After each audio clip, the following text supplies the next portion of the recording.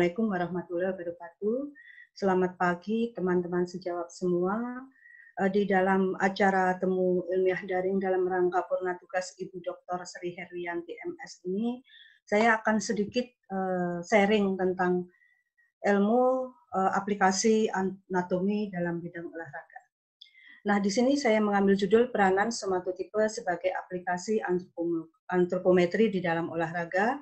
Jadi olahraga adalah aktivitas untuk melatih badan seseorang, tidak hanya secara jasmani, tetapi juga secara rohani. Berolahraga membuat badan kita sehat, metabolisme juga menjadi lancar, sehingga distribusi dan penyerapan nutrisi dalam badan menjadi lebih aktif, efektif, dan efisien. Untuk atlet biasanya upaya untuk meningkatkan prestasi olahraga ini tidak hanya berdasar pada minat yang tinggi saja, tetapi juga ada faktor-faktor lain yang mempengaruhi. Tentunya ada faktor-faktor somatik maupun umur yang maksimum. Nah, di dalam antropometri ini, metode antropometri ini metode yang sebenarnya sangat sederhana, namun demikian banyak hal-hal yang perlu diperhatikan. Jadi antropometri merupakan studi dimensi badan, adalah merupakan teknik pengukuran bagian-bagian badan yang berdasarkan anatomi manusia. Sehingga di sini bidang anatomi sangat mendasari metode antropometri. Seorang pengukur atau seorang ahli antropometri, mestinya dia juga harus tahu semua titik-titik anatomi pada badan manusia. Hasil pengukuran dari antropometri ini biasanya bersifat kuantitatif dan setelah dianalisa ini bisa berupa bentuk, bisa berupa ukuran maupun bisa berupa massa. Nah, baiknya atau bagusnya adalah karena adanya variabilitas fisik manusia ini yang menjadikan metode antropometri ini sangat menarik. Biasanya sebelum kita melakukan pengukuran atau menggunakan metode antropometri ini, kita harus tahu tujuan pengukuran. Nah, tujuan pengukuran ini yang menentukan ukuran apa sih yang harus kita lakukan atau kita gunakan, sehingga dari ukuran itu kita bisa memperoleh informasi sehingga bisa mencapai tujuan dari pengukuran tersebut. Seperti yang saya katakan tadi, bahwa antropometri merupakan metode yang sangat sederhana, mudah dilakukan, dan juga murah, hasilnya juga valid. Namun demikian, ada beberapa hal yang perlu kita perhatikan. Di sini saya rangkum rekomendasi ya, ada beberapa hal. Misalnya yang pertama adalah alat. Alat ini sangat menentukan valid tidaknya suatu data yang kita peroleh, sehingga alat ini harus divalidasi, kemudian juga selalu diverifikasi. Setiap kali kita melakukan pengukuran, sebaiknya alat ini kita verifikasi. Titik anatomi ini juga sangat penting di dalam metode antropometri karena seorang pengukur atau seorang antropometris ini harus tahu semua titik-titik anatomi sehingga pengukuran yang dilakukan memberikan data yang valid. Pada saat pengukuran, kita harus memperhatikan beberapa hal. Antara lain posisi. Posisi ini adalah sikap yang diukur. Apakah dia akan berdiri, apakah harus dalam posisi duduk, atau apakah dia harus dalam posisi berbaring. Ini sangat penting karena salah posisi tentu saja data yang kita peroleh tidak akan valid. Kemudian pengukur sendiri, ini dia letaknya atau cara mengukurnya, apakah dia harus di belakang yang diukur, atau di depan, atau di samping. Ini juga harus diperhatikan, karena ada ukuran-ukuran yang mengharuskan seorang pengukur itu ada di belakang, atau di depan, atau di samping. Pada alat, walaupun di atas sudah saya terangkan tentang alat, namun di sini, dalam pengukuran, alat ini harus juga berhubungan dengan meletakkannya, karena ada beberapa alat yang sudah kita kelompokkan sesuai dengan form yang kita susun. Jadi satu alat ini bisa digunakan untuk mengukur beberapa ukuran, sehingga setelah ukuran tadi alat itu sudah selesai, kita simpulkan kemudian menggunakan alat yang lain dengan ukuran yang berbeda lagi. Kemudian tata ruang ini adalah misalnya pencahayaan. Apakah pencahayaannya cukup sehingga pembacaan data pembacaan skala pada alat itu tidak terganggu, jadi tidak terlalu terang dan juga tidak remang-remang istilahnya. Kemudian suhu ini juga harus diperhatikan. Tadi ruang misalnya aliran udara ini juga harus bagus sirkulasinya. Kemudian suhu ini juga tidak boleh terlalu panas ataupun terlalu dingin. Ini akan mempengaruhi baik pengukur maupun yang diukur. Hal lain lagi yang perlu kita lihat adalah data atau rekaman data yang sudah kita hasilkan. Ini kita harus juga perhatikan pencatatnya ataupun perekamnya, karena nanti pada akhir data, akhir pengukuran ini biasanya seringkali terlihat yang dituliskan itu tidak sesuai dengan yang ada, sehingga kalau kita sudah bisa memverifikasi, ada yang mencatat, ada yang merekam juga, ya, ini lebih mudah sekali. Nah, pada dasarnya untuk pengukuran antropometri ini kita menggunakan alat yang disebut dengan TEM, Technical Error Measurement, dan ICC, jadi Interclass Correlation Coefficient. Ini untuk mengukur atau untuk melihat tingkat expertise atau keahlian dari si pengukur tadi. Biasanya pengukur kan tidak hanya sekali ya, bukan tidak hanya satu orang ya. Jadi ada 2 orang, nanti ada inter-observer dan intra-observer. Tidak akan saya terangkan di sini. Kalau ada yang ingin mengetahui lebih lanjut, bisa nanti di luar. Nah, ukuran-ukuran dalam antropometri ini meliputi misalnya ada ukuran berat, ada ukuran panjang dan tinggi, ini disebut sebagai vertikal, ada ukuran lebar, dalam atau tebal, kemudian juga ada lingkaran, kemudian kurvatura atau arcus itu untuk ukuran-ukuran yang fungsional, ya, ada hubungannya dengan ergonomis, kemudian juga ukuran jaringan lunak atau lipatan kulit. Untuk atlet sendiri, ukuran-ukuran, karena ukuran antropometri ini sangat banyak sekali, maka ada rekomendasi-rekomendasi yang sering digunakan untuk ukuran-ukuran atlet. Antara lain, di sini saya tuliskan adalah tinggi dan berat badan, ada tinggi duduk. Tinggi duduk ini biasanya kita buat indeks yang kita bandingkan dengan tinggi badan, ini bisa untuk memperkirakan perbandingan antara panjang trunkus dengan panjang ekstremitas bawah. Kemudian kita juga kadang-kadang kalau di dalam olahraga ini kita mengukur besar tulang atau densitas tulang, kekekaran tulang. Nah, ini kita bisa melihat mengukur dengan lebar skeletal pada tulang-tulang panjang. Kemudian tulang panjang maksudnya untuk yang ada jaringannya ya misalnya lengan atas, kemudian tungkai bawah dan sebagainya. Lingkaran ekstremitas ini kita gunakan untuk melihat relatif, otot relatif. Dan akhirnya tebal lipatan kulit untuk melihat jaringan adiposis subcutaneus. Nah, ukuran-ukuran ini kemudian bisa kita terapkan pada hubungannya dengan physical performance. Physical performance ini bisa dilihat secara karakteristik, ciri-ciri pada morfologi atau juga dengan somatotipe atau bentuk badan.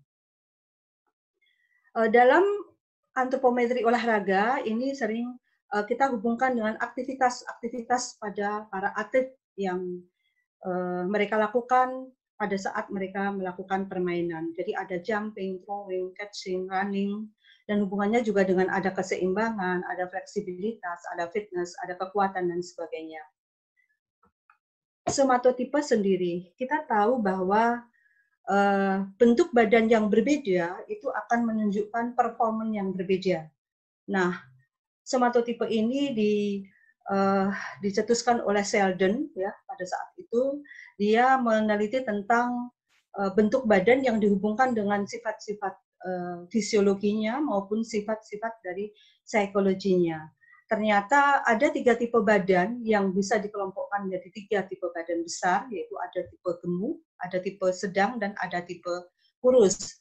Dan ini berdasarkan dominansi dari perkembangan jaringan embrional. Sheldon adalah seorang dokter jiwa di Universitas Chicago.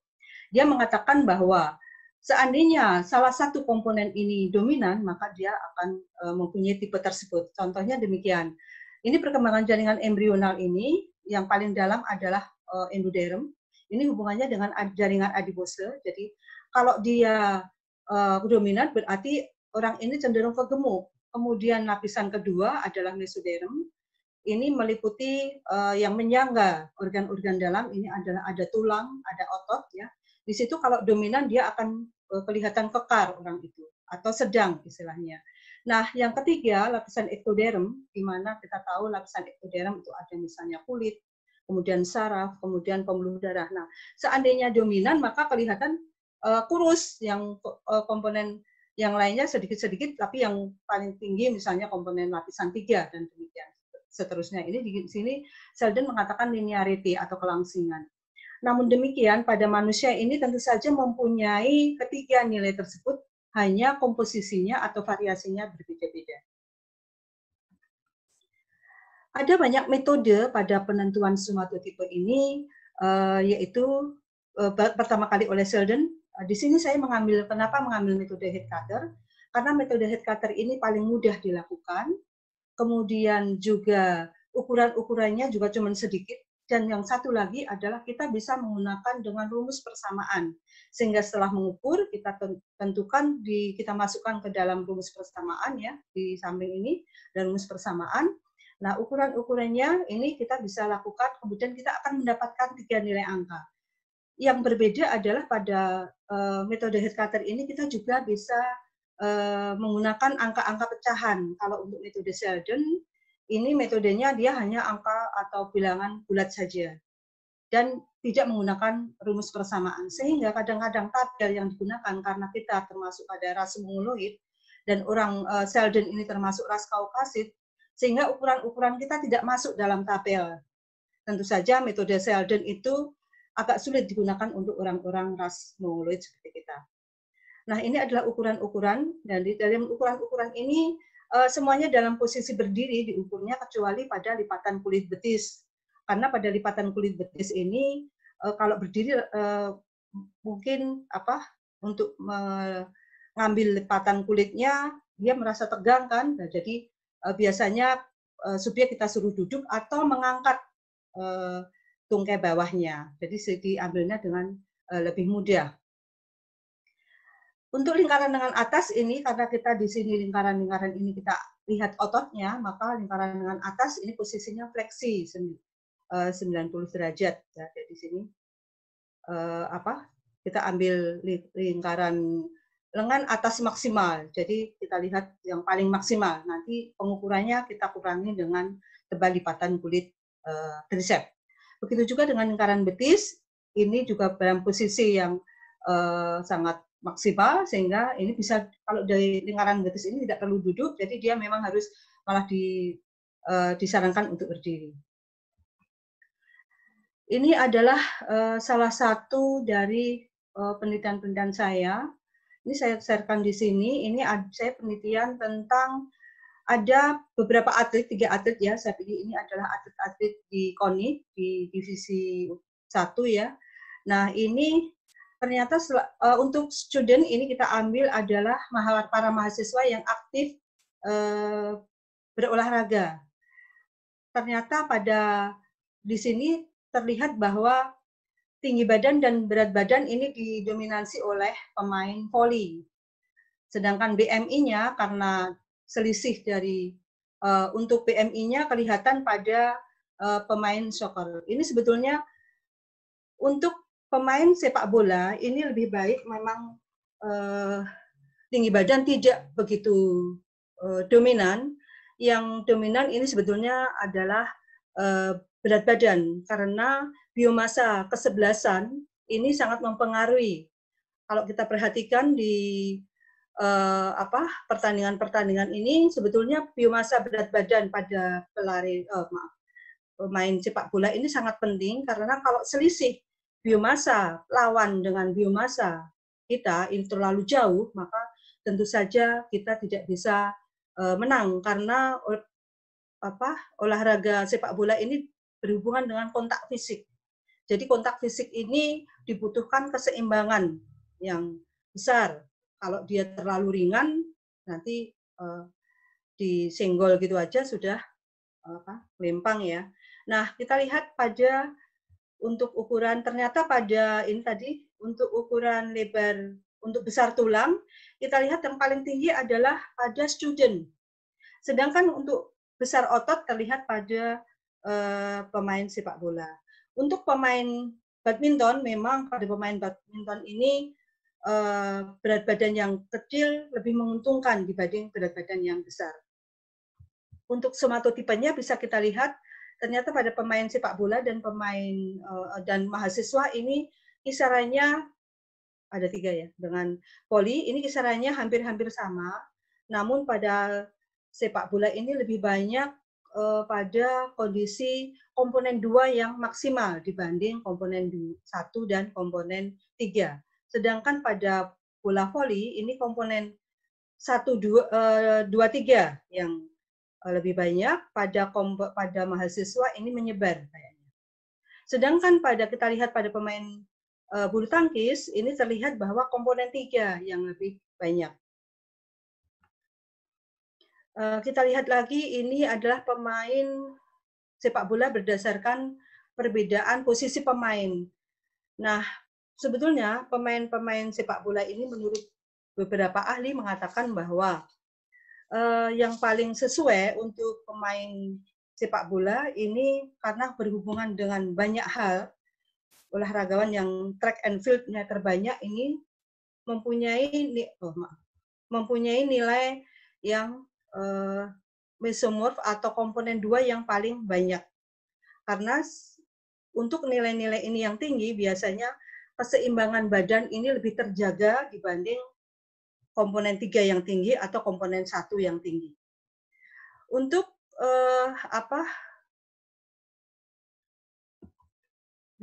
untuk yang komposisi badannya ternyata bisa kita lihat juga bahwa pada goalkeeper atau pada penjaga gawang, atau kiper ya, ini terlihat mempunyai prosentase lemak yang paling tinggi, kemudian juga lebar biakromian yang paling lebar, bikristal juga yang paling lebar, serta panjang trunkus. Nah, di sini panjang trunkus ini dihubungkan dengan panjang ekstremitas bawah.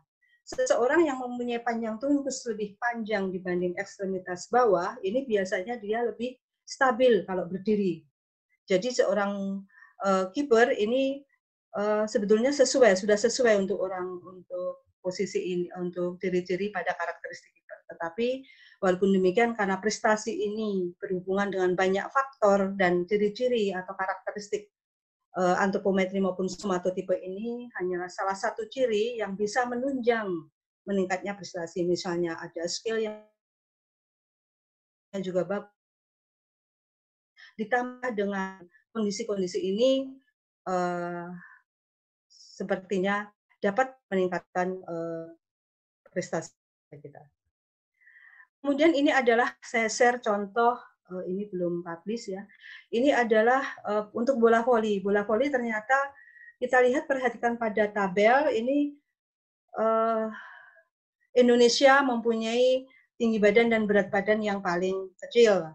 Namun demikian untuk somatotipenya ini Indonesia sudah masuk dalam kategori somatotipe pemain-pemain bola voli yang luar. Sebetulnya dapat dimengerti pada tabel ini kenapa Indonesia lebih kecil dengan berat badan dan seperti ini, karena ras di sini sangat mempengaruhi juga, di mana orang-orang yang saya bandingkan ini semuanya adalah orang-orang Kaukasit. Kita lihat bahwa orang-orang Kaukasit memang terkenal dengan tinggi badannya yang tinggi dan berat badannya yang besar. Ya, ini orang Indonesia memang rata-ratanya tinggi badan orang-orang Indonesia itu sedang. Ya. Kemudian, ini somatotipe ternyata juga dipengaruhi oleh aktivitas fisik. Bisa saya perlihatkan di sini adalah pada saat mereka masuk, ya, mereka masuk seperti pelompat tinggi, kemudian juga peran pelari dan sebagainya, ada sumo juga, ada lempar juga. Nah, di sini mereka masuk pada posisi, walaupun posisinya ini juga sudah pada posisi yang benar, tapi untuk mencapai puncak prestasi ini somatotipe harus diarahkan kepada somatotipe yang sesuai untuk cabang olahraga tersebut. Maka dilakukan suatu training khusus secara periodik dan terus-menerus, maka dia bisa mencapai prestasinya dengan somatotipe yang berbeda. Nah, ini artinya bahwa aktivitas fisik ini mempengaruhi somatotipe. Sebetulnya somatotipe tidak hanya dipengaruhi oleh aktivitas fisik, tapi juga dipengaruhi oleh umur, usia, diet, penyakit, dan lingkungan yang lain. Kemudian ini dari beberapa bacaan-bacaan yang sudah ada dan beberapa penelitian, ini ternyata bisa kita simpulkan atau kita analisa bahwa seorang pemain sepak bola ini lebih sesuai pada tipe yang mesomorf seimbang, di mana komponen 2 ini sangat dominan dibandingkan komponen 1 dan 2. Karena adanya permainan dengan kontak fisik, maka komponen tulang dan komponen otot yang besar ini sangat membantu.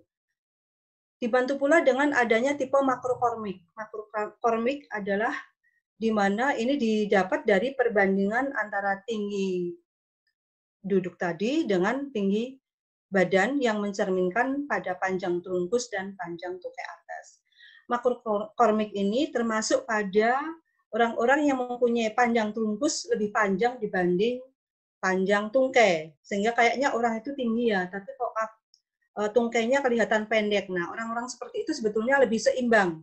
Dia bisa lebih menjaga keseimbangan dibanding yang tipe-tipe yang lain.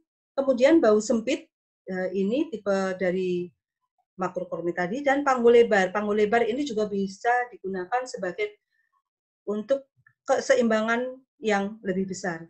Kapasitas vital besar ini tentu saja karena sebagian besar olahragawan ini mempunyai kapasitas vital yang besar.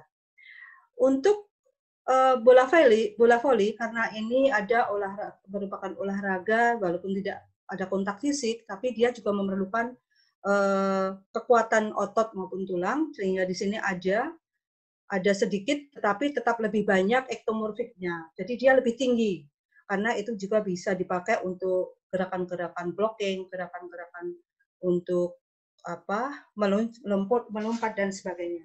Untuk normokormik, dia tipe normokormik artinya bahwa perbedaan panjang trunkus dan panjang tungkai ini tidak begitu kelihatan. Jadi kelihatan bahwa panjang trunkusnya ini hampir sama dengan panjang tungkainya, dan ini penting juga digunakan untuk melompat agar tidak terlalu berat menangani tubuhnya karena panjang tungkainya juga panjang. Ini panjang trunkusnya hampir sama.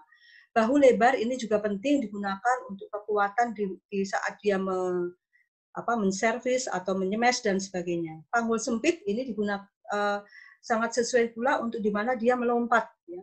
Kadang-kadang pemain bola voli ini juga dibutuhkan untuk meloncat. Untuk bulu tangkis ini ketiga komponen ini masuk di sini. Jadi dia biasanya pemain-pemain bulu tangkis yang baik ini adalah mempunyai tipe ideal. Ya. Tipe ideal ini di mana komposisi komponen 1, komponen 2, komponen 3 ini seimbang. Jadi tipe-tipe ideal ini juga sering kalau kita melakukan pengukuran biasanya pada ini juga digunakan untuk praktikum, mahasiswa-mahasiswa itu kalau dia dapat tipe ideal gitu langsung sorak-sorak ya, suka karena komposisi 1, 2, 3 hampir sama. Normokormik ini sama dengan yang bola voli, jadi karena permainan bulu tangkis ini juga menggunakan kadang-kadang meloncat, kadang-kadang berlari ya, untuk mengejar umpan dan sebagainya, untuk menyemes itu membutuhkan kekuatan untuk melompat. Jadi perbandingan dari panjang trunkus dengan panjang tungkai yang seimbang ini sangat membantu dari aktivitas di mana mereka bermain. Bahu sempit ini juga